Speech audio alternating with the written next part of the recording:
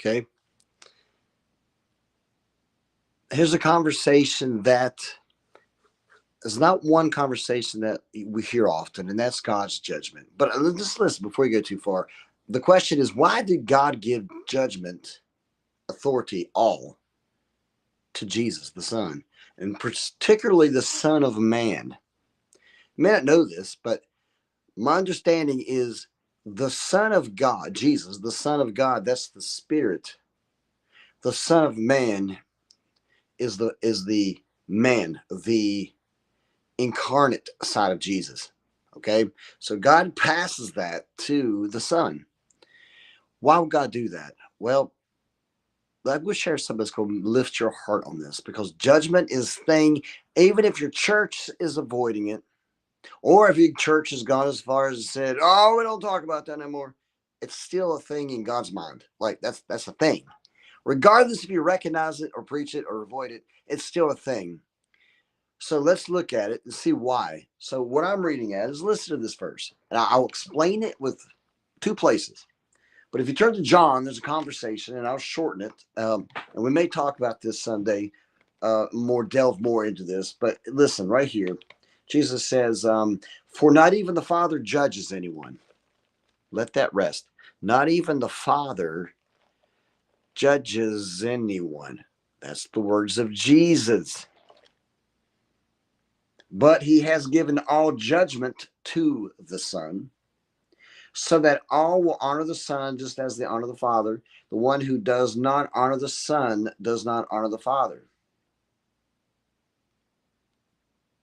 Okay, so past all judgment. Now, if you just take that one verse, the universalist will go, "I told you, no one's judged. All judgment was passed." That means God judged everyone on Jesus.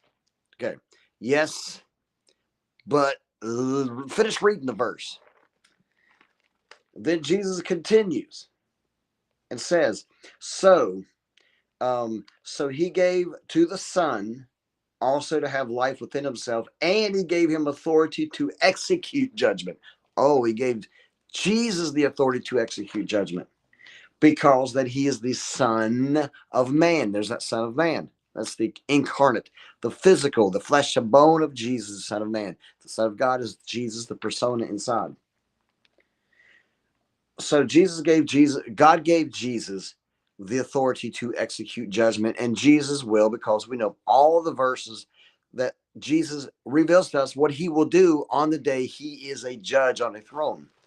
But he finishes and says, "Do not be amazed for this, for a time is coming when all who are in tombs will hear his voice and will come out. Those who did the good to the resurrection of life, those who committed the bad to the resurrection of judgment." Now, you notice the ones who did bad comes to judgment. Now, here's why God, in all of his wisdom, infinite wisdom, said, "I am going to pass the baton of judgment to the Son of Man," specifically the flesh and bones persona called Jesus. This is one of the main fundamental reasons Jesus came to the earth. Because if God is judge, what's the outcome? God has to. God has to destroy everything. I mean, think about it. Go back to the flood of Noah. Except for Noah and his few, everything was obliterated. If God had a love for humanity, he had to make a way for a just and fair judgment. And God judging man, there's a disconnect. So here's the two I'm going to tell you, okay? Listen intently to this. This is God as judge. Okay. This is going to bring Old Testament and New Testament clear to you. Okay. This is God as judge in Jeremiah. Listen to what he says. Man, this is a lot. This is a lot. He talks to Jeremiah and tells them, I don't know if I want to read all of this or not, but I need you to get a sense of why it was passed to the Son of Man. "And you shall say to them," tells Jeremiah, "this is what the Lord of armies of God of Israel says, drink and drunk vomit, fall down, and do not get up, because of the sword which I am sending among you. And if they refuse to take the cup from your hand to drink, he's talking to Jeremiah, then you shall say to them, this is what the Lord of the army says, you shall certainly drink, for I am beginning to inflict disaster on this city, which is called by my name. So you should be completely free from punishment.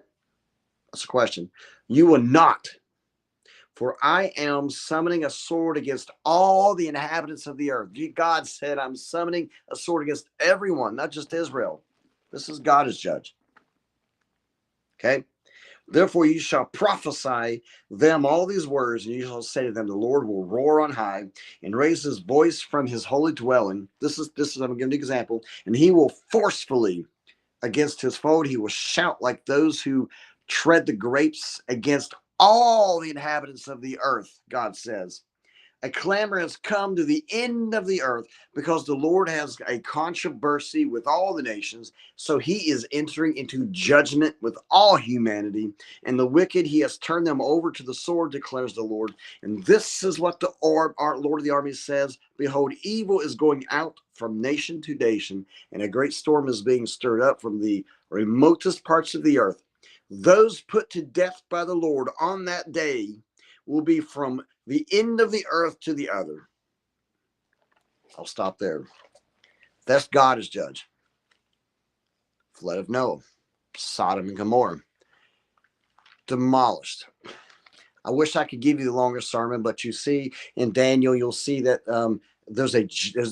Daniel gets to see the judgment room of God, but then Daniel gets to see Jesus, the Son of Man, physical man, walk in, and a kingdom is passed to him, as well as judgment. Now, to get to the answer, God is judge. Boom, boom. That's what we get, right? I mean, boom. That's what we've learned. But then God has a plan of salvation. How do I save man? I, in my nature, has to execute judgment, and unless it's in my nature, it is destroyed. But he passes it to an incarnate version of God comes in the flesh. And what happens when God comes in the flesh? This is going to bless your day. Hebrews. Listen to Jesus. We still have to have a judge, but listen. Talking of Jesus in verse 4 of Hebrews. Therefore, we have a great high priest, just talking of Jesus, a great high priest who has passed through the heavens, Jesus, the Son of God. Let's hold firmly to our confession, for we do not have a high priest who cannot sympathize with our weakness. Take that in. Just drink that in. But we have one who has been tempted in all things, just as we are, yet he didn't sin. Therefore, we can approach the throne of grace with confidence, so that we may receive mercy and find grace and the help in a time of our need. We have one God, to be fair as judge, as in the flesh, has experienced humanity firsthand. And that Son of Man, the incarnate flesh, bones, human side of Jesus, becomes the judge. Man, I have so much more I want to pass on this. I'm going to stop right there. I'm going to be talking more of this. There's a whole bunch to reveal, but I hope this excites your heart. Again, thank you for watching. Please share this, especially this little series I'm going to do. Comment, give me your thoughts. Amen. Thumbs up. I am Pastor Aaron.